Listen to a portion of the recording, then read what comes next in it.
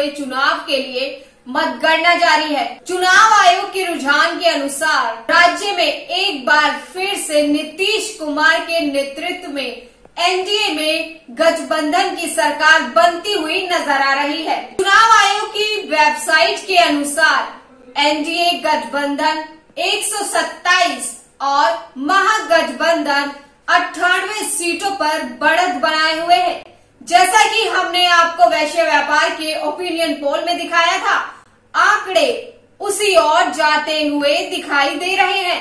वैश्य व्यापार news channel के opinion poll पर बिहार की जनता ने मोहर लगाने का काम किया है। हमारे आंकड़े अन्य चैनलों के आंकड़ों के मुकाबले अधिक सटीक बैठते हुए नजर आ रहे हैं। जैसा कि वैश्य व्यापार के न्यूज चैनल ने अपने ओपिनियन पोल में सटीक आंकड़ों का जिक्र किया था, अब तक की काउंटिंग देखकर तो यही लग रहा है कि वैश्य व्यापार के आंकड़े सटीक बैठते जा रहे हैं। अब तक के रुझानों में ये स्पष्ट हो गया है कि एनडीए 125 सीटों पे और जबकि महागठबंधन 109 सीटों पर और एलजेपी 7 सीटों पर और अन्य 2 सीटों पर चल रही हैं। तो वहीं आरजेडी के तेज प्रताप यादव के भाई तेजस्वी यादव हसनपुर से पीछे चल रहे हैं। वहीं इमामगंज से जीतन राम मांझी आगे चल रहे हैं, जबकि पप्पू यादव, लवली आनंद, पुष्पम प्रिया चौधरी, उदय नारायण चौधरी ये सभी पीछे चल रहे हैं। बिहार विधानसभा की 243 सीटों के लिए 38 जिलों में 55 मतगणना केंद्रों पर आज सुबह 8 बजे से कड़ी सुरक्षा के बीच मतगणना शुरू हो चुकी है।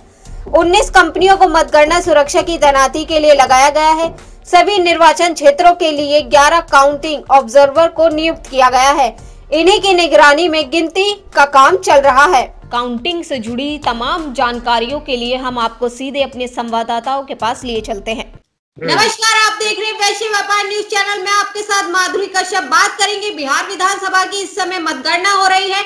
एनडीए 125 सीटों पर चल रही है, तो वहीं आरजेडी 100 पर है और अन्य 17 पर।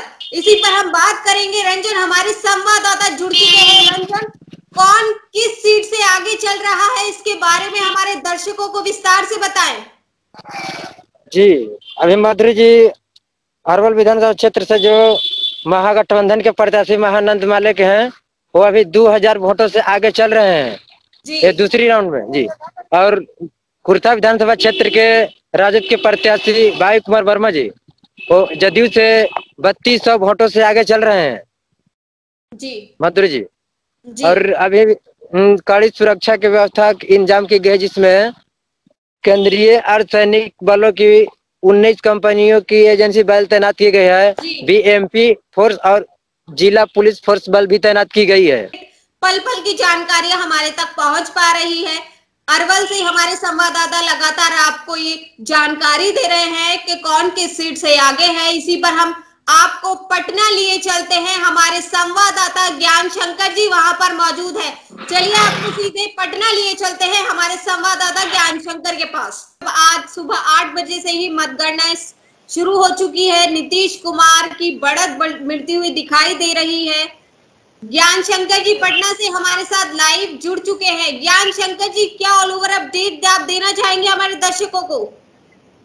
हाँ देखिए माधुरी, मैं बता दूं आपको कि आज सुबह 8 बजे जब काउंटिंग शुरू हो गई तो उसके बाद ऊपर नीचे, अभी जो बोलते हैं कांटे की टक्कर वाली बात है, तो कांटे की टक्कर थी। लेकिन अभी कुछ देर पहले की मैं रुझान बता दूं कि अभी जो एनडीए गठबंधन है उसमें 125 सीट पर बढ़ती नजर आ रही है, जबकि महागठबंधन को 110 सीट मिल रही है। एलजेपी की बात कर ले तो एलजेपी 7 सीटों पे आगे बढ़ रही है, जबकि अन्य के खाते में 2 सीटों नजर आ रही है। हालांकि अभी पहले राउंड का जो मतगणना शुरू हुआ है, अभी 33 राउंड जाने हैं माधुरी, और इस 33 राउंड में ऊंट किस करवट बैठेगी ये कहना बहुत जल्दीबाजी होगी। अभी तक जो रुझान नजर आ रहा है उसमें 10 लाख नौकरी की जो बातें हुई उसमें बहुत ज्यादा असर नहीं, लेकिन कुछ न कुछ तो असर इतना दिख रहा है, क्योंकि 110 सीटों पे जो महागठबंधन की बढ़त नजर आ रही है वो स्पष्ट कर रहा है कि कुछ न कुछ जादू तेजस्वी यादव का दिख रहा था। और वहीं दूसरी तरफ नरेंद्र मोदी, सुशील कुमार मोदी या फिर नीतीश कुमार जैसे चेहरा कैंपेनिंग किए थे। नीतीश कुमार कई अपनी सभाओं में यह भी बोले कि अब जीतने के बाद मैं आपके बीच रहूंगा। पूर्णिया के एक जगह उन्होंने यह भी कहा था कि ये मेरा अंतिम चुनाव है। तो इसका बहुत ज्यादा जो बोलते हैं कि सहानुभूति वोट भी लोगों का जो है नीतीश कुमार पर दिखा है।